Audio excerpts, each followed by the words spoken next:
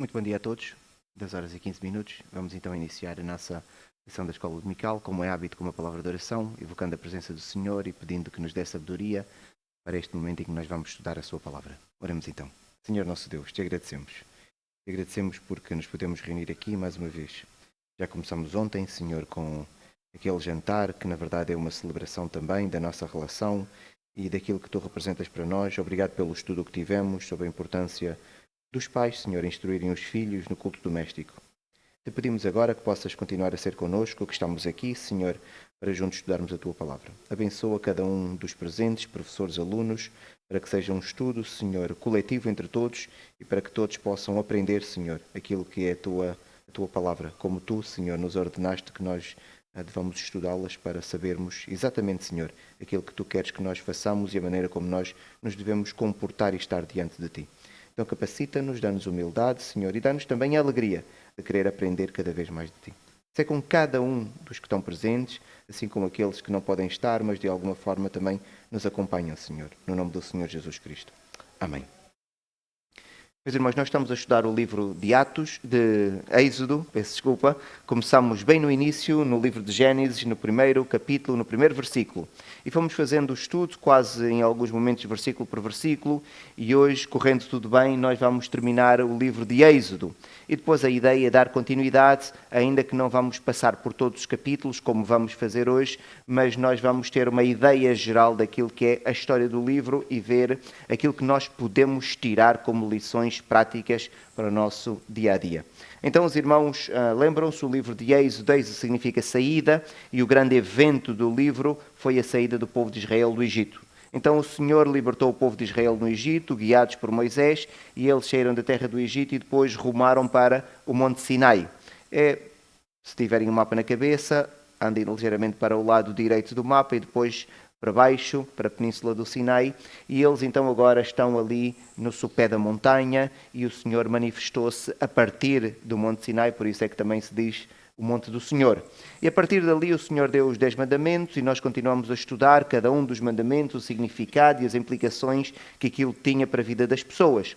E depois, na continuidade do estudo, percebemos que houve um episódio particularmente triste, que foi o tempo em que Moisés estava no monte com o Senhor a receber a lei, a aliança. O povo acabou por se perverter e começou a adorar um bezerro que foi feito por mãos humanas. E aquilo afetou bastante a relação e aquilo que Deus tinha como plano para lidar com o povo.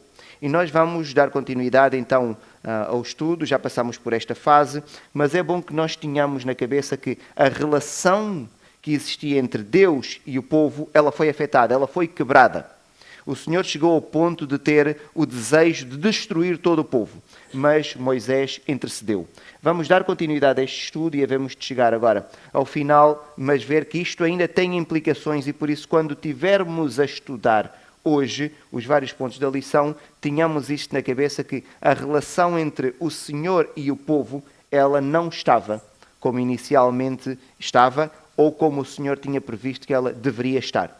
Houve ali uma quebra de confiança porque o povo quebrou o pacto e violou um dos mandamentos e foi uma violação profundamente grave, ao ponto do Senhor querer destruir o seu povo. Mas o Senhor ouviu, escutou Moisés, não destruiu e depois a história então vai continuar e nós hoje vamos dar esta continuidade.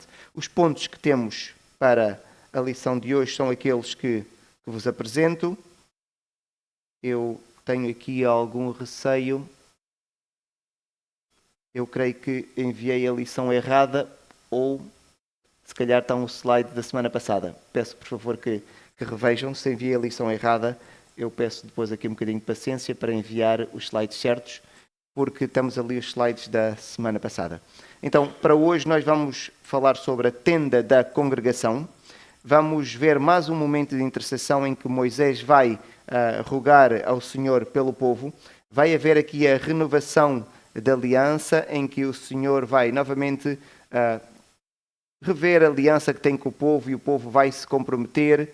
E depois nós vamos ver mais sobre o tabernáculo, porque o Senhor tinha dito que iria ser construído o tabernáculo, mas nos últimos capítulos do livro de Êxodo vai haver a construção do tabernáculo e nós vamos olhar para o tabernáculo hoje de uma outra maneira, tentando perceber como é que as famílias levitas se posicionavam e o que é que eles tinham de fazer relativamente ao tabernáculo. E isto aqui é importante para nós porque às vezes dizemos sempre havia 3 grandes famílias levitas, mas cada uma delas tinha uma função e a função tinha uma relação direta com tudo o que se passava e tudo o que acontecia com o tabernáculo. Começando então pela tenda da congregação, não se esqueçam aquilo que eu pedi para vocês terem na mente. Depois da história do bezerro de ouro, houve uma quebra na relação entre Deus e o povo. O plano de Deus, inicialmente, qual era? Era estar no meio do povo. No entanto, quando aquilo acontece, o Senhor diz, eu já não estou mais no meio do povo.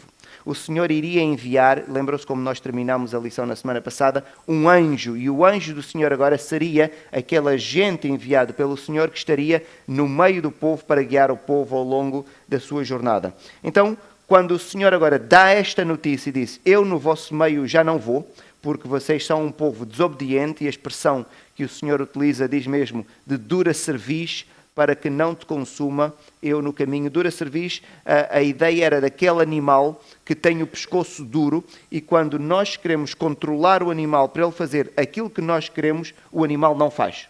Então este povo é assim, é um povo em que o Senhor tenta controlar, mas ele não obedece, é rebelde em extremo. Ninguém quer um animal destes, porque é um animal inútil, ele não serve, não é? Então quando o povo sabe que o Senhor está desta forma, tem esta agora atitude face ao povo, o povo entristece-se muito. E o que eles vão fazer agora é ter aqui uma demonstração exterior de tristeza, e o que eles vão fazer é tirar todos os seus adornos. A Bíblia diz atavios, será uma espécie, se for para o nosso tempo, os brincos, anéis, fios, ou mesmo relógios, para quem utiliza aquilo como se fosse mais alguma coisa para a estética. Então o povo, como demonstração da sua tristeza, o que eles vão fazer é tirar todos estes objetos, uma espécie de semelhança daquilo que acontecia, porque a expressão é muito forte, quando alguém estava em luto. Porque o povo fica triste quando sabe que o Senhor não está agradado por causa daquilo que eles fizeram. E o texto diz de forma muito clara, ouvindo o povo estas más notícias, e é interessante a maneira como isto aqui está adjetivado, porque o povo considera que de facto o Senhor devia ir no meio. E eles sabem que ir o anjo do Senhor não é ir o Senhor. A intimidade é diferente. Então pôs-se a prantear e nenhum deles vestiu os seus atavios, por causa daquilo que o Senhor tinha dito. E depois diz assim, então os filhos de Israel tiraram de si os seus atavios desde o monte Horeb em diante. Então deixaram de utilizar todos estes adornos como forma de demonstração de humilhação e arrependimento. É uma coisa boa porque o povo percebeu que aquilo que tinha sido feito tinha sido uma afronta muito grande e uma ofensa direta contra o Senhor. Mas então agora como é que o Senhor vai lidar com o povo? A ideia era o Senhor estar no meio do povo. Imaginem que nós éramos a congregação e o Senhor manifestava-se aqui a meio do corredor, não é? Onde nós podíamos entender que era o centro. Só que agora as coisas mudaram, porque o Senhor já não queria estar no meio do povo. Então, o povo estava agora no acampamento, no arraial, e foi construída por Moisés uma tenda. E esta tenda estava bastante afastada do acampamento. E esta agora passou a ser a tenda da congregação, que era o sítio onde o Senhor se manifestava. Então o que acontecia é que o povo estava no acampamento, Moisés constrói a tenda, vamos imaginar que é aqui na direção do púlpito, então quando Moisés, que também vivia no acampamento, mas quando consultava o Senhor, ele tinha que sair do acampamento e vir até a tenda da congregação que estava fora e bem afastada, e era a partir desta tenda que o Senhor se manifestava, daí ter o nome de tenda da congregação. O texto é muito interessante, na maneira como ele está descrito. Ele diz que quando Moisés saía da sua tenda, imaginem que Moisés estaria numa das tendas centrais do acampamento, quando Moisés saía da sua tenda, ele ia caminhando, ia passando pelas várias tendas, todas as pessoas saíam, ficavam à porta, em pé, a olhar para Moisés. Então eu estava a olhar, Moisés ia passando. Quando Moisés continuava, eu continuava a ver Moisés de costas, até o Moisés entrar para a tenda e a coluna de nuvem descia e ficava na porta da tenda. E o povo durante este momento então prestava adoração ao Senhor como reconhecimento da presença do Senhor, ainda que não fosse no seu meio, mas o Senhor estava presente e estava a dar instruções ao seu servo.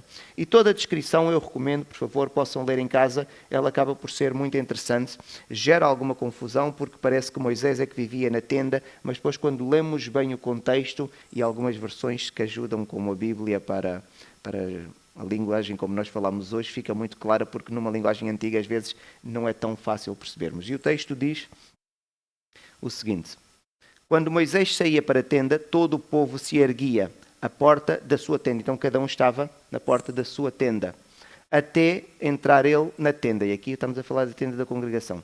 Uma vez dentro Moisés da tenda, descia a coluna de nuvem e punha-se à porta da tenda.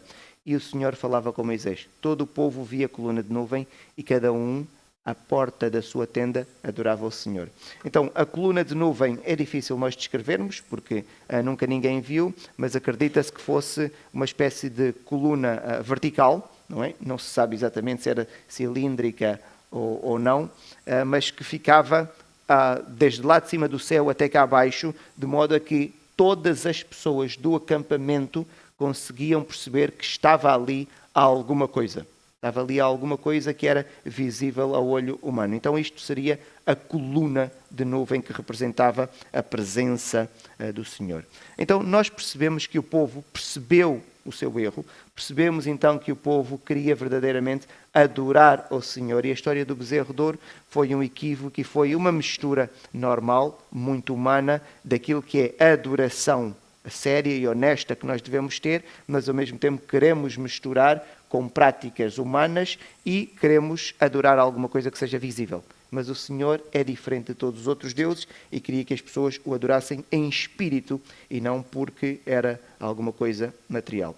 Então agora, quem queria buscar o Senhor, o que é que fazia? Ia para esta tenda, esperava, Moisés entrava, a coluna descia e depois, quando Moisés saía, trazia o recado do Senhor, então esta pessoa depois recebia a informação da parte de Moisés. O que o texto nos indica é que isto foi o que aconteceu até a construção do tabernáculo, e nós vamos ver que depois vai haver aqui uma mudança. Então agora nós tínhamos o arraial e tínhamos a tenda da congregação. Encontramos aqui mais uma referência a Josué. É a segunda referência que nós encontramos a Josué. De certa forma, a Bíblia também é escrita de uma maneira que nos vai preparando para alguma coisa que há de acontecer. Às vezes acontece logo alguns capítulos a seguir, às vezes é só alguns livros depois. Mas a maneira como a Bíblia está escrita vai nos preparando. Então nós já conseguimos perceber que há alguém que aos poucos nós vamos recebendo informações sobre esta pessoa, é porque ela vai assumir algum tipo de protagonismo, algum tipo de relevância mais tarde. E esta pessoa é Josué. Quando nós encontramos esta informação sobre Josué, e o texto diz que quando Moisés entrava na tenda, Josué era o servidor de Moisés, ele ficava cá fora, não é? À espera. Quando Moisés saía, ele continuava cá fora à espera. Havia de fazer as suas coisas normais do dia a dia, mas grande parte do tempo de Moisés era ficar ali na porta daquela tenda. E aquilo que nós encontramos como padrão de Moisés, parece que é a pessoa que espera. Lembram-se quando Moisés subiu ao monte? Moisés ficou 40 dias. Estavam todos a festejar. Ele não sabia o que é que estava a passar. Significa que ele não estava no arraial durante muito tempo. Porque quando o povo foi ter com Arão, pediu para fazer um Deus. Arão pediu os objetos de ouro. Arão pegou nos objetos de ouro. Teve que fundir. Teve que fazer aquele objeto. Depois eles, no dia seguinte, Arão disse, vamos fazer a festa. No dia então que chegou, começaram a fazer a festa, mas ele não sabia o que se passava. Significa que então grande parte do seu tempo ele devia descer, não sei, 3 em 3 dias ou 4 em 4 dias para ir buscar víveres, mas todo o tempo ele estava ali à espera. Então parece que é a pessoa que espera. E aparentemente é estranho, porque estava à espera de Moisés até quando? Não se sabe. Ele estava sempre à porta da tenda da congregação. Até quando? Não se sabe. Mas era a pessoa que queria estar perto onde estava a manifestação do Senhor. E nós conseguimos perceber que era alguém que se distinguia dos demais. Mas não era por ser o líder. Era porque servia. E era porque estava sempre à espera. Onde? Onde se manifestava a presença do Senhor. Então,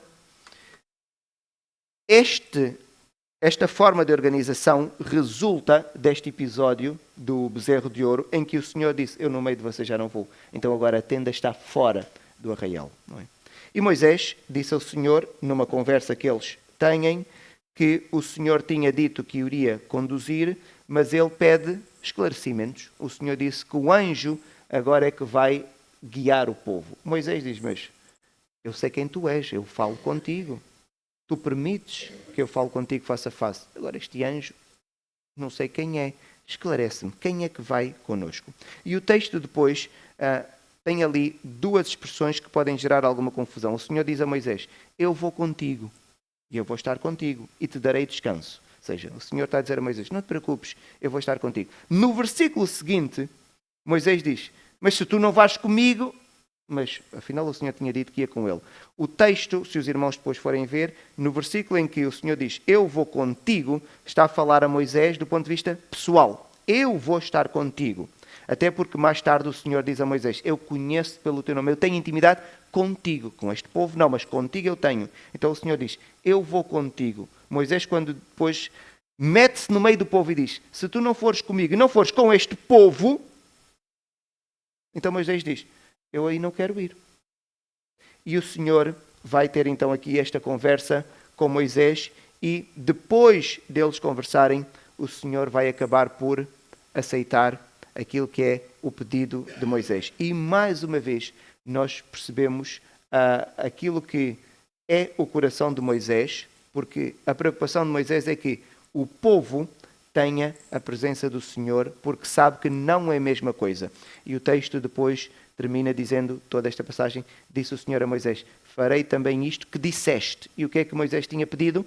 Que o Senhor fosse no meio do povo e não que fosse um anjo. E depois diz, porque achaste graça aos meus olhos e eu te conheço pelo teu nome. Esta é uma expressão que mostra intimidade profunda. Alguém de quem o Senhor se agrada. Alguém que o Senhor quer estar próximo.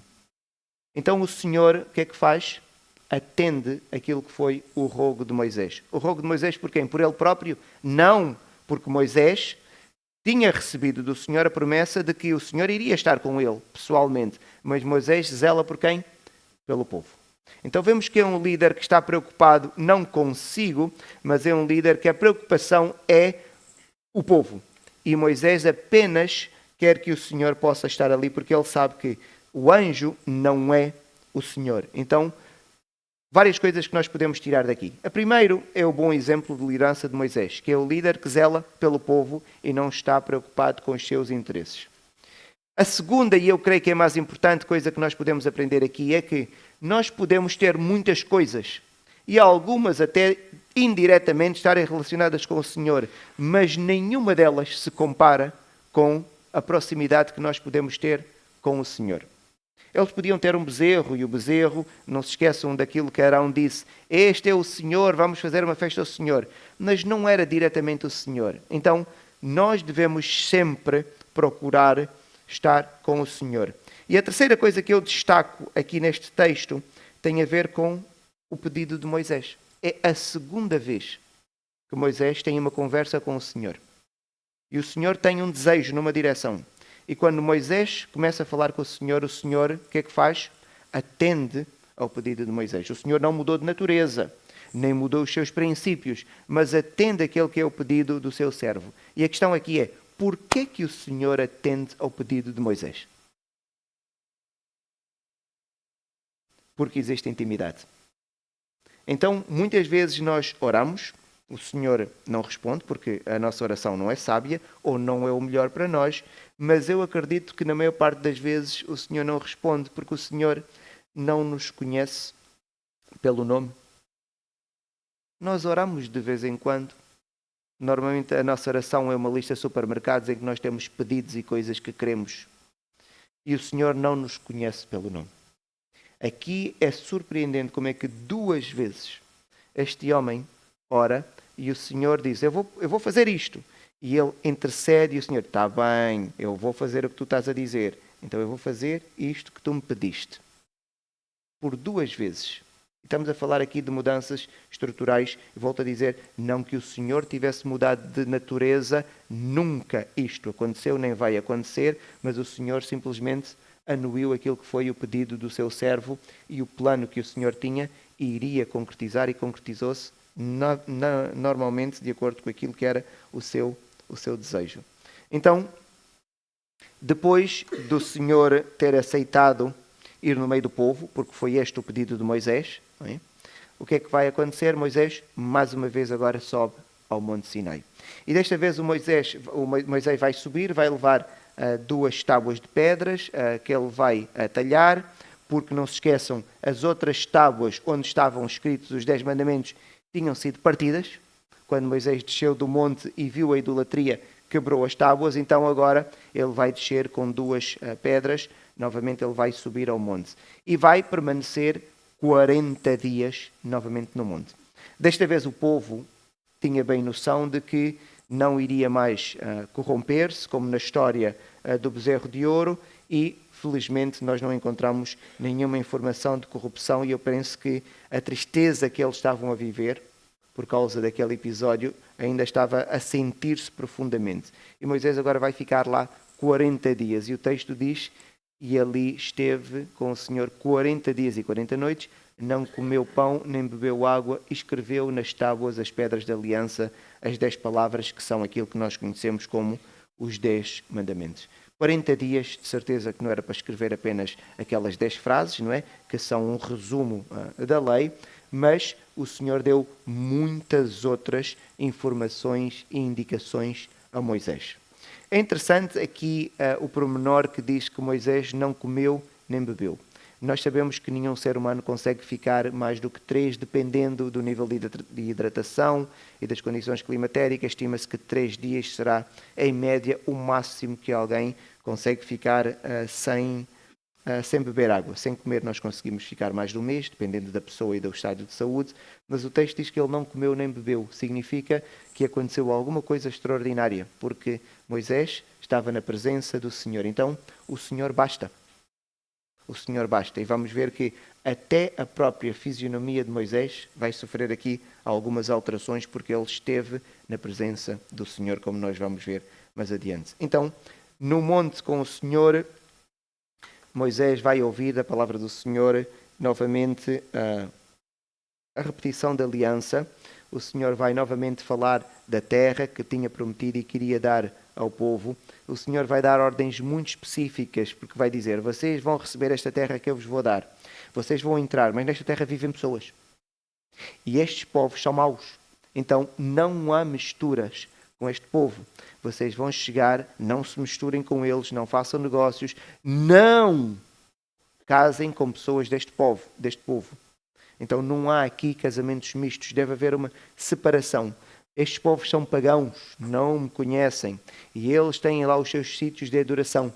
Todos os lugares de culto devem ser completamente destruídos, para nenhum de vocês depois ter ideia de querer adorar estes deuses. Então o Senhor dá indicações muito claras e vai repetir novamente, em particular, aquilo que eles ignoraram e por isso fizeram o bezerro de ouro, e diz assim: não farás para ti deuses fundidos. Mostra que aquele episódio ainda estava bem vívido naquilo que era a relação entre o Senhor e o povo. Então o Senhor deu várias indicações e repetiu várias outras. Peço que os irmãos depois possam ler em casa todo o capítulo 34 e 35, e tenho aqui, destaco algumas. Então, todos os primogênitos, eles são consagrados ao Senhor. Então, qualquer fêmea ou qualquer mulher que tivesse um filho, o primogênito pertencia ao Senhor. E por isso, então, eles tinham que ser oferecidos ao Senhor. Só que não se oferece seres humanos, não há sacrifícios humanos. Então, os seres humanos todos tinham de ser resgatados. O resgate é: alguém tem que ser oferecido ao Senhor em lugar do ser humano, para sacrifício. E os irmãos lembram-se na história do Senhor Jesus Cristo, nós damos muito este exemplo. O Senhor Jesus, depois de nascer, quando é levado ao templo, tem que ser resgatado, porque ele é o primogênito de Maria. Então os seus pais vão oferecer a oferenda que era a mais barata de todas, pela sua situação socioeconómica, mas tem que haver ali o resgate porque é primogênito. Só que nós temos aqui um problema. Temos animais, imaginem, nasceu uma ovelha. É a primeira cria daquela ovelha. Então, pertence a quem? Ao Senhor. Sacrificada. Muito bem. Mas e se for, por exemplo, um jumento? Porque o jumento é um animal imundo. Não pode ser oferecido ao Senhor, não pode ser sacrificado. Como é que se faz? Duas opções. Ou é resgatado, como os seres humanos. Estão a perceber? Então, oferece um outro animal substitutivo em seu lugar, ou então aquele jumento ele tem que ser morto. Porque ele pertence ao Senhor. Não pode ficar para o seu dono, para o seu proprietário. Então, há aqui o resgate de todos os primogênitos dos seres humanos e depois tem que haver o resgate dos animais também, seguindo aqui esta lógica. Quando é um animal puro, pode ser sacrificado. Quando não é, não pode ser, então tem que ser resgatado. Ninguém podia comparecer diante do Senhor de mãos vazias. Este é um princípio da oferta e que de alguma maneira, indiretamente, nós acabamos por depois também herdar este princípio, porque os nossos princípios são judaico-cristãos. A ideia de alguém prestar adoração ao Senhor, alguém que lhe é superior na cultura oriental, ninguém iria sem uma oferta. E isto, de certa forma, até entra mesmo na nossa cultura sem ser uma prática do cristianismo. Quando alguém nos convida e nós vamos à casa da pessoa, nós vamos comparecer diante da pessoa, o que é que nós fazemos normalmente? Levamos alguma coisa. Seja uma oferta, seja uma garrafa de alguma bebida, porque sabemos que a pessoa gosta, e perguntamos, posso levar a sobremesa? Tudo isto tem uma raiz aqui neste princípio. Vamos comparecer diante de alguém, nós não vamos de mãos abanar, principalmente diante de uma divindade. Então, o Senhor próprio diz, não aceito que alguém venha diante da minha presença, é momento de culto, de mãos vazias. Isto não era algo aceito. Vai reforçar a ideia do sábado, porque esta ideia do sábado, 6 dias de trabalho de descanso, era uma marca do povo. Os outros povos não tinham isto. Então, era uma marca do povo. E há aqui 3 festas que o Senhor agora vai dizer que estas 3 festas são santa convocação para todos os homens. Todos os homens, durante a celebração do Pentecostes, dos tabernáculos e a festa dos pães ázimos, que é uma mistura da Páscoa, porque é a continuidade da Páscoa, todos os homens eram convocados para irem, nós associamos a cidade de Jerusalém, ainda não havia aqui Jerusalém, mas era no lugar que o Senhor tinha escolhido, no centro de adoração, todos os homens deveriam ir, e o Senhor, quando está a dar, o povo aqui estava todo junto. Mas sabia que no futuro o povo ia se dispersar, porque quando ocupassem a terra, iriam viver numa área extensa. Mas havia já a profecia de que o Senhor iria dar um lugar de adoração e 3 vezes, nestas festas, santa convocação. Então todos os homens tinham de ir até aquele lugar para adorar ao Senhor. Lembrem-se mais uma vez da história da vida do Senhor Jesus Cristo. Aquela história famosa do Senhor Jesus Cristo no meio dos doutores. Mas aquilo aconteceu em que lugar? O templo estava em que cidade? Mas o Senhor Jesus não era de Jerusalém, porque é que ele havia de estar em Jerusalém? Ele era da Galileia, de Nazaré. Foi ali onde ele cresceu, os seus pais educaram-no ali. Porque é que ele foi a Jerusalém? Porque era o lugar de adoração e era a celebração de uma destas festas. E o seu pai, com vários outros homens, fizeram o quê? Aquilo que era a prescrição da lei. Então, foram até a cidade santa para prestar adoração. E durante o ministério do Senhor Jesus Cristo, se nós estivermos a ver com atenção, na Páscoa ele estava sempre. Alguém podia pensar, mas ele não celebra uma Páscoa em Nazaré? Não, ele não celebra uma Páscoa em Nazaré. Porque era santa convocação. Ele tinha que ir aonde? Para Jerusalém. E por isso nós encontramos várias vezes o Senhor Jesus Cristo em Jerusalém. Porquê é que ele estava ali tanta vez? Pelo menos 3 vezes por ano, todos os homens tinham de ir. E aquilo que nós estamos a estudar no culto, lembram-se no livro de Atos, que as pessoas acharam que eles estavam bêbados quando falavam aquelas línguas, e o texto diz que a cidade estava cheia. Cheia de pessoas de onde? De todas as partes do império. E Lucas faz questão de descrever regiões muito distantes. Porquê que estavam todos em Jerusalém? Porque era uma das 3 festas. Então, o texto em Atos é muito interessante. Diz assim, estavam em Jerusalém quem? Judeus piedosos. Porquê é que diz isso? Aqueles que queriam cumprir a lei e obedecer ao Senhor. Por isso é que estavam lá. Havia os rebeldes que não iam.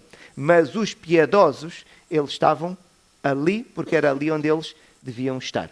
Então, há aqui a instituição destas festas.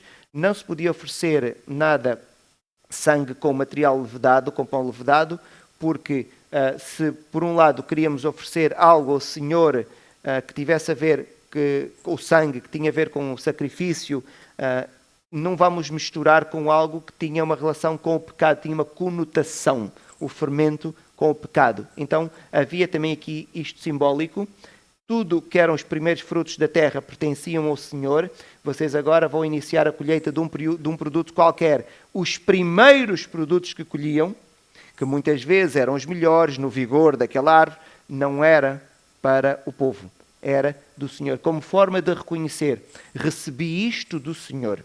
O Senhor tem primazia. Antes que eu coma isto, o Senhor recebe primeiro, porque o Senhor vai me dar mais.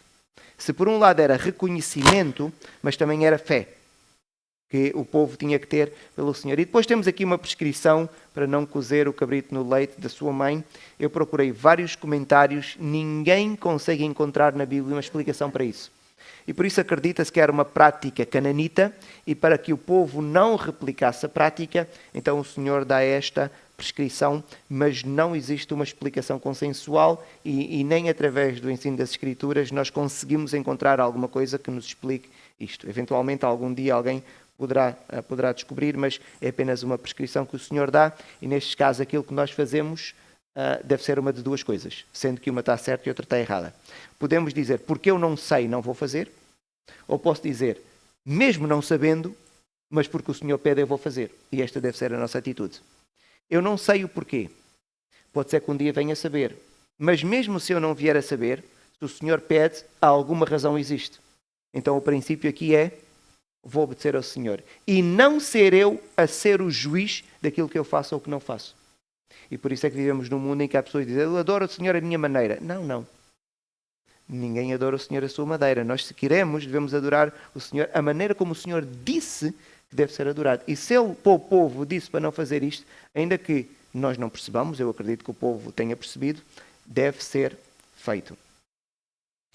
Moisés, então, recebe toda esta informação e fica no monte quanto tempo? 40 dias. E agora Moisés desce. E quando Moisés desce, ele não se apercebe, ele não tem nenhum espelho, só que o seu rosto está a brilhar. Agora imaginem, alguém desce do monte, 40 dias depois, e tem o rosto a brilhar. Esta pessoa esteve na presença do Senhor. Quando Moisés vai passar, toda a gente está cheia de medo. E ninguém se quer aproximar de Moisés. Mas Moisés não sabe. Moisés não sabe. De alguma forma alguém deve ter alertado, e Moisés depois tem consciência de que o seu rosto está a brilhar. Então, para que as pessoas não fiquem intimidadas, ele começa a cobrir o rosto com um véu. E isto é interessante porque a nossa pele não muda e não brilha. Podemos ficar um bocadinho mais morenos durante o verão por causa da melanina e da exposição ao sol ou algum tipo de luz, mas não fica a brilhar. Então a presença do Senhor mudou a fisionomia de Moisés, de alguma forma, porque passou a ter a pele de Moisés como se fosse um material refletor. Não é? E refletia o quê? Aquilo que era um bocadinho da glória do Senhor. Então, Moisés, quando estava a falar com o povo, ele tinha sempre um véu, para que as pessoas não ficassem com algum receio, mas o texto depois diz que quando Moisés entrava na presença do Senhor, ele descobria, tirava o véu e falava então com o povo. Então aqui nós conseguimos perceber que já começa a haver uma mudança. O Senhor, através deste reflexo no rosto de Moisés, já começava a entrar para o meio do povo e a sua glória já se ia manifestando. Isto tem a ver com o plano que o Senhor depois vai implementar e vai fazer. Então, o Senhor tinha dado indicações, quando Moisés estava lá em cima, para a construção do tabernáculo. Porquê? Moisés pediu para o Senhor ir onde? No meio do povo, certo? Então, se é para ir no meio do povo, tem que haver agora aqui algum lugar onde o Senhor se vai manifestar. E Moisés agora recebe a indicação, leiam todos estes versículos, eu recomendo, podem ser chatos na sua leitura, mas são muito interessantes para vermos o rigor e o detalhe que o Senhor vai colocar na construção do tabernáculo. E então Moisés disse, agora vamos construir o tabernáculo, o Senhor deu-me aqui todas as indicações e vai então fazer o seguinte, vai dizer às pessoas para elas começarem a trazer tecidos, porque vão ser necessários muitos tecidos, muitos panos. Vão ser necessários muitos objetos de ouro, por isso quem tiver colares, brincos, anéis de ouro ou de outros materiais preciosos, pode trazer também. Quem tiver capacidade para ajudar, por exemplo, as mulheres ofereceram-se para fazer tudo aquilo que tinha a ver com a cozedura, os tecidos, trabalhar as peles dos animais para depois fazer linhas. E o Senhor vai capacitar aqui 2 homens, que é Bezalel e Aholiabe, vai capacitá-los para todas as obras de mais minúcia que eles tinham que fazer e vai também dar-lhes a capacidade de eles poderem ensinar a outros para trabalharem com eles. Então o Senhor aqui vai capacitar a todas estas pessoas, vai mover o coração do povo para a construção do tabernáculo. E quando então Moisés vai pedir ao povo estes objetos e esta disponibilidade para trabalhar, nós vemos uma coisa extraordinária acontecer. Há uma generosidade coletiva em excesso. Eu sei que parece estranho dizer em excesso, mas neste caso é uma aplicação literal. O povo estava tão movido para aquilo que era o pedido de Moisés e aquilo que estava a ser feito, que eles começaram a dar. Chegou a um ponto que as pessoas que agora começaram a trabalhar na construção do tabernáculo, eu acho que eles não conseguiam trabalhar, porque quando estavam a fazer um objeto, chegava alguém com uma oferenda, eles tinham que parar, receber a oferenda, armazenar a oferenda. Eu acho que aquilo era inviável, não era possível. Então eles enviam um grupo de pessoas, eles chamam sábios, vão ter com Moisés e dizem assim, Moisés, isto não está a dar. Temos mais do que aquilo que é necessário. Então Moisés vai ter que dizer ao povo, olha, chega. Eu gostava que isto pudesse acontecer, não é? Moisés diz assim, não ofereçam mais. Não ofereçam mais. Mas eu gosto da palavra, como Moisés depois vai falar. Diz assim, então ordenou Moisés e a ordem foi proclamada. Ou seja, como se fosse um arauto a dar a notícia. Se fosse nos nossos tempos, seria quase um jornal a entregar para as pessoas saberem, não é? Que nenhum homem ou mulher faça mais obra alguma para a oferta do santuário. Até aqui é leve. Mas agora o que diz aqui, assim o povo foi proibido, ou seja, não é só, olha, não tragam mais. Não é permitido. É como se agora ele ficasse mal por as pessoas estarem a dar. Chega. Não é? Que nós possamos chegar um dia numa campanha para angariar algum fundo, alguém chegar a dizer, chega, toda a gente está proibida de dar. Não é? Porque já temos mais do que o suficiente. Então o povo deixou de trazer mais coisas porque já tinha mais do que o suficiente para a construção do tabernáculo. E o tabernáculo então é feito e depois vamos ver aqui mais algumas especificações e eu espero conseguir chegar lá com o tempo. Então era necessário as cortinas e eram várias cortinas que eram necessárias, cobertas de pele e tábuas. E depois tem aqui algumas coisas interessantes, vamos ver. O véu, o reposteiro, eram aquelas portas em tecido, em pano, e havia 2 principais. Uma que era para a entrada no pátio do tabernáculo, daqui a bocado vamos ver. E depois havia outra que era para entrar no lugar santo. A arca, o propiciatório, às vezes nós misturamos tudo. Se a pessoa dizer arca, considerando tudo, é a arca e o propiciatório. O propiciatório é a tampa da arca, que tem 2 querubins. Então, às vezes faço a distinção, mas a arca e o propiciatório, a mesa dos pães de presença, o candelabro, o altar de incenso, o óleo e o incenso para o altar do holocausto ficava cá fora da tenda, a bacia de bronze, em algumas versões aparece ali a pia de bronze, tem o átrio, que é um espaço ainda amplo, e depois também tem as vestes dos sacerdotes, porque eles tinham que ter alguma veste específica para tudo aquilo que tinha a ver com a oficialização dos sacrifícios. Então, com todo o material que receberam, eles agora puderam construir o tabernáculo. O texto é lacónico, é muito breve. O texto diz que tudo foi feito e há um versículo que eu gosto particularmente e diz assim: e tudo fez Moisés segundo o Senhor lhe havia ordenado. Moisés não fez mais ou menos. Moisés não tentou, numa expressão coloquial, desenrascar. Não. Moisés fez rigorosamente tudo aquilo que o Senhor pediu. E num rigor matemático extraordinário, 1 ano depois deles terem saído do Egito, 1 ano depois deles terem saído do Egito, o tabernáculo estava feito e foi erguido. 1 ano depois. Isto dá-nos uma indicação interessante. Eles, quando saíram do Egito, rumaram para sul, para o Monte Sinai. Devem ter chegado lá 2 meses e qualquer coisa depois de saírem do Egito. Eles ficaram mais de 10 meses parados no Monte Sinai.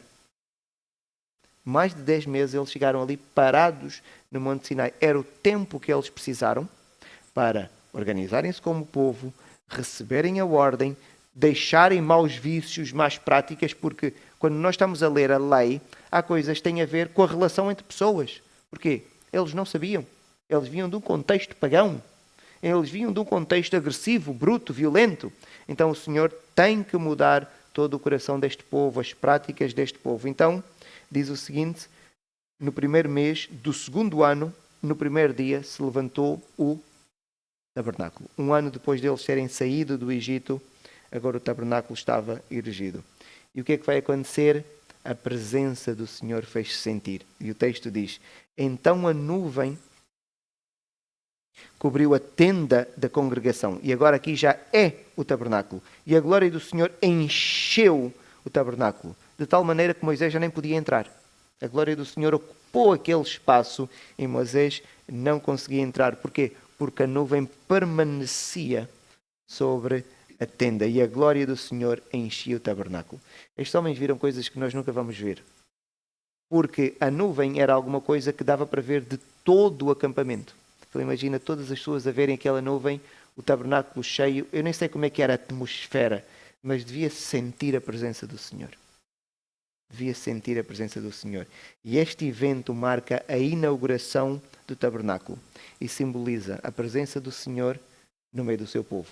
Como o Senhor queria estar, mas o povo desobedeceu, a história do bezerro de ouro, mas felizmente o Senhor teve misericórdia do povo e então agora passa a estar no meio do seu povo. E passou a acontecer uma coisa interessante. Agora a presença do povo, a presença do Senhor estava no meio do povo. Então a coluna de nuvem do Senhor, ela estava sempre lá. Ela estava sempre sobre o tabernáculo. E passou a ser a orientação do povo. Então, quando a coluna estava lá, significa que o povo tinha que estar no acampamento. Quando a coluna se levantava e começava a andar, não sei como, mas o texto diz que quando a coluna se movia, era indicação de que as pessoas tinham que agora sair do acampamento, organizar as suas coisas e seguir a coluna. E era assim que o povo caminhava, era a bússola. A coluna é que guiava. E agora alguém diz, e de noite? De noite não se vê, se tiver lua nova. De noite ficava uma coluna de fogo. E que era visível, o texto diz, em todo o arraial. Qualquer pessoa, ainda que por mais distante que tivesse, porque é natural, o tabernáculo está no centro, algumas pessoas estão mais próximas, outras um bocadinho mais afastadas e outras mais afastadas, mas todas conseguiam ver a coluna, ou seja, tinha que ser uma coisa muito alta, do céu até cá abaixo, e de noite era uma coluna de fogo para que todas as pessoas tivessem orientação. Porque em alguns momentos eles tinham que caminhar de noite. E quando tinham que caminhar de noite, podia não ser visível a coluna de nuvem. Então era a coluna de fogo e eles iam seguindo a coluna que os ia guiando. E o texto diz que foi aquilo que aconteceu em todas as jornadas, até eles entrarem na terra prometida. Então há 2 coisas que os acompanharam sempre. A coluna de fogo e de nuvem e o maná, até entrarem na terra. E os irmãos depois devemos estudar, quando eles entram na terra, colhem os primeiros produtos da terra e eles vão sair para apanhar o maná e já não está. Já não era preciso. E já não havia mais também coluna porque já não era preciso. Eles já tinham chegado na terra. Então, isto é aquilo que acaba por acontecer. Então, eles agora têm uma bússola. Quem nos dera a nós podermos ter uma bússola destas, aí nunca nos enganávamos no AGPS melhor do que isto. Isto aqui é uma coisa que era eles serem guiados pelo próprio Senhor. Nos minutos que faltam, meus irmãos, eu gostava de poder analisar convosco, principalmente para aqueles que têm uma mente mais matemática ou que têm uma noção das áreas. Queria analisar aqui o tabernáculo. E vamos tentar fazer uma análise em termos de áreas. Eu tentei colocar aqui de forma proporcional. Eu sei qual é o tamanho, por exemplo, o comprimento do tabernáculo. Eu determinei um número de centímetros e depois fiz aqui um cálculo em escala, para nós podermos ter uma ideia. Então, o tabernáculo teria esta fórmula retangular, o pátio, não é? Temos ali 45 metros de comprimento e 22 metros e meio de largura. Estava em côvados, eu transformei o côvado israelita para a nossa medida, que é aquela que nós estamos familiarizados. Então, depois temos ali o lugar santo, um retângulo, e temos ali o lugar santo dos santos, ou santíssimo. Então, nós temos aqui estes dois espaços. Este era o espaço onde os sacerdotes entravam, aqui, e este era o espaço onde estava a arca, já vamos ver mais daqui a bocadinho, e só o sumo sacerdote entrava uma vez por mês. Tudo isto aqui era coberto com vários tecidos, de tal maneira que aqui não entrava nunca luz natural. Não era necessário. A presença do Senhor iluminava o espaço. E, se vocês forem ver as medidas, eu estou apenas a colocar isto aqui no espaço, eu vou colocar aqui as medidas, 9 metros, isto tem 4 metros e meio e há 4 metros e meio, vocês já conseguem ver que isto é um quadrado. Só que isto está a 2 dimensões, não é? Está no plano, mas se nós colocássemos isto a 3 dimensões, se tivéssemos a ver a altura disto, alguém consegue calcular a altura? Ter uma ideia? 4 metros e meio, um cubo perfeito. Quando Salomão vai fazer o templo, e no templo também vai ter o lugar santo e o lugar santíssimo, vão ver o rigor de Salomão, era uma preocupação muito grande. Isto dá um cubo perfeito, como símbolo de perfeição, porque é aqui onde está a presença do Senhor. Um cubo perfeito, em todas as suas dimensões. Então nós temos mais ou menos algo desta dimensão. Uma referência que os irmãos podem ter, um campo de futebol tem, ainda que haja variação, mas vamos considerar 100 metros, quando os irmãos estão a ver um jogo de futebol. Então seria daqui até ali a outra ponta, quase metade de um campo de futebol. Quase metade de um campo de futebol. Até da linha de fundo até aquela linha do meio campo, seria mais ou menos a distância daqui até ali. Estamos a falar de uma área ainda grande. Uma área grande, não é? Então estas eram as medidas do tabernáculo. Só que o tabernáculo depois, vamos considerar aqui tabernáculo com esta parte que é o pátio. Às vezes referimos só aqui a tenda e dizemos tabernáculo, mas tudo isto era o tabernáculo. Isto era o pátio e isto aqui tem o lugar santo e o lugar santo dos santos ou santíssimo. Às vezes aparece de uma forma escrita ou de outra. Então eu mudei aqui um bocadinho a escala. Esta é a escala proporcional. Aqui eu tirei já da escala porque quero meter aqui coisas lá dentro e assim fica mais fácil, eu precisava de mais espaço. Seria qualquer coisa como isto. Temos ali a porta, um reposteiro, porque era uma estrutura em pano, não é? E as pessoas entravam por ali. Eu agora não sei qual é a orientação, depois posso ver, mas o tabernáculo também não era montado de qualquer maneira, tinha uma orientação específica.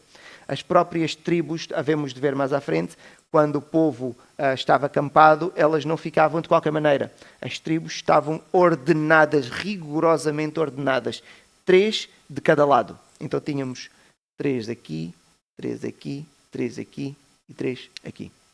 E a tenda de Moisés e dos sacerdotes e de Arão estava numa posição, creio que era aqui à frente, sim, no meio do arraial. Então temos ali a porta, um dos reposteiros, temos ali a bacia, o altar do holocausto, em bronze, e temos ali a bacia de bronze, que era onde os sacerdotes iriam fazer a sua higiene, purificação, para depois poderem oficializar ali os sacrifícios no altar do holocausto. Okay. Depois temos ali, que é a mesa de presença ou a mesa dos pães de presença, onde eram colocados 12 pães que ficavam lá uma semana. E aquele pão, quando chegava ao final da semana, tinha que ser substituído e aquele pão podia ser comido, mas apenas pelos sacerdotes. Lembram-se, há uma história de Davi, em que Davi chega a Nob e diz, olha, eu vim aqui numa missão que o rei me pediu. Davi mente, e estou com os meus homens e estamos mesmo famintos. Há alguma coisa para comer? E o sacerdote diz assim, não, não há. Acontece, por coincidência, que hoje foi a mudança dos pães e nós acabamos de tirar os pães antigos, mas este é pão dos sacerdotes. Mas o sacerdote olha para os homens, eles estão mesmo famintos, e o que é que ele vai fazer? Ele dá. Então Davi e os seus homens acabam por comer aquele pão. E ficava aqui nesta mesa. Temos ali, eu espero não ter metido mais, creio que não. 1, 2, 3, 4, 5, 6, 7. Então temos ali o candelabro. Eu acho que meti ali mais uma bolinha, não devia ter. Deviam ter 7 bolinhas. Sim, sim. Deviam ter 7 bolinhas. Então é o candelabro, que é aquilo que dava luz a este espaço. É aquilo que dava luz aqui a este espaço. Porque o sacerdote entrava de manhã, metia o óleo e depois acendia. Durante a noite, é normal que o óleo ia sendo consumido, não é? E por isso a vela apagava, então tinha que entrar o sacerdote todas as manhãs. Samuel, quando foi levado, ficou a trabalhar com o sacerdote, então ele tinha aqui também esta responsabilidade de cuidar disto e ele foi aprendendo a oficializar na altura no tabernáculo aqui nesta zona. E depois temos aqui o candelabro, que é um dos símbolos de Israel, e depois temos ali o altar de incenso, que fica aqui. E dentro do lugar santíssimo nós temos então a arca e o propiciatório.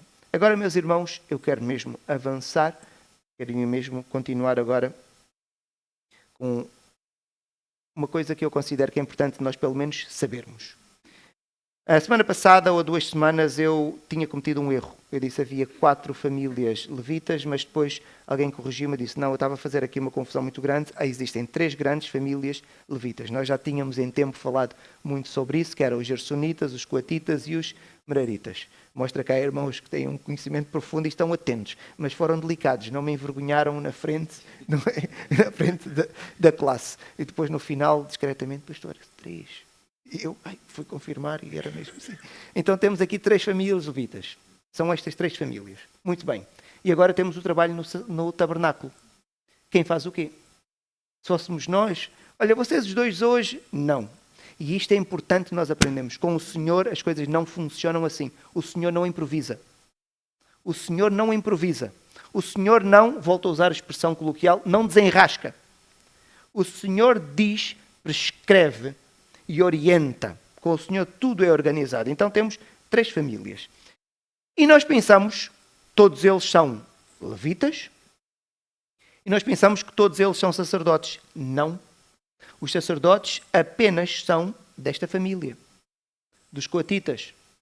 Se os sacerdotes são desta família, os irmãos já conseguem saber de que família é Arão e Moisés. São irmãos. São o quê? São levitas, mas que família levita pertencem eles? Os coatitas, porque os sacerdotes são todos coatitas. Então, os sacerdotes eram coatitas e dentro dos coatitas havia uma família, que era a família de quem? De Arão. Então, os sacerdotes eram os coatitas da família de Arão. Esta é uma ideia que às vezes temos, os levitas são todos sacerdotes. Não. Os sacerdotes são os levitas da família de Coate, da família de Arão. Então, e os outros levitas? Os outros levitas vão agora auxiliar os sacerdotes. Então, tem o trabalho, se nós transportarmos isto para a nossa humanidade, vamos dizer, tem o trabalho mais braçal. Lembram-se o que é que estava a acontecer no cativeiro da Babilónia? Quando foram fazer os censos dos levitas, o que é que aconteceu? Só 70 e tal quiseram voltar. Porquê? Porque eram os sacerdotes. E os outros? Eu não sou sacerdote, sou levita, vou estar aqui. Eu estou aqui bem, se calhar tenho a minha loja, agora vou voltar.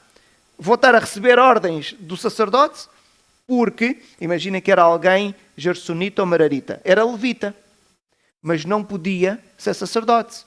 Mas imagina que ele agora, no cativeiro, até agora, ele acabou por prosperar e tinha o seu negócio, iria ter que, humanamente falando, regredir. Por isso é que, quando mandam fazer os censos, descobrem, mas ninguém quer voltar dos levitas, porque eles não tinham propriedade terrena. Os outros ainda podiam reclamar a sua propriedade terrena. Eles não tinham. Então os irmãos já conseguem perceber porque é que várias coisas na Bíblia depois acontecem. Então, vamos agora olhar novamente para o nosso espaço. Então vejam, isto aqui tudo tinha pregos no chão, tinha estacas, tinha pilares de madeira, só que, imagina que o Senhor prescreve, tinha um pilar aqui, outro aqui, outro aqui, outro aqui. O Senhor prescreve a distância dos pilares. Então, o que é que juntava um pilar ao outro? Tecido, pano. Não podia ser uma parede de madeira, nem era uma parede de um outro material duro. Eram panos que eram colocados. Então, havia várias estruturas aqui, desde as coisas para pregar ao chão, a própria madeira, havia o tecido, havia aqui também a estrutura à volta, havia aqui vários panos em cima, vários panos também assim, para garantir que não entrava luz nenhuma neste espaço. Então, o que é que acontecia? Os gersonitas transportavam tudo que era têxtil à volta e aqui à volta. Tudo que era têxtil era transportado por quem? Pelos gersonitas. Todo o material duro, bruto, era transportado pelos meraritas. Tudo que era mais pesado, os meraritas é que faziam. Agora os irmãos dizem, e os coatitas? Os coatitas transportavam estes objetos sagrados. Isto era transportado pelos coatitas. Mas e a família de Arão? Não transportava nada. Mas tinha responsabilidade, porque a família de Arão era de Coate. Os coatitas transportavam isto, mas não tocavam. A família de Arão entrava primeiro, cobria todos estes objetos, cobria bem, e depois deles estarem todos bem cobertos, então os outros coatitas, o que é que faziam? Transportavam. Faziam o transporte. Por isso é que sempre houve a curiosidade para saber como é que era a arca e o que é que estava lá dentro. Sabem quantas pessoas iam à arca? Lá dentro, ninguém via. Via uma vez por ano.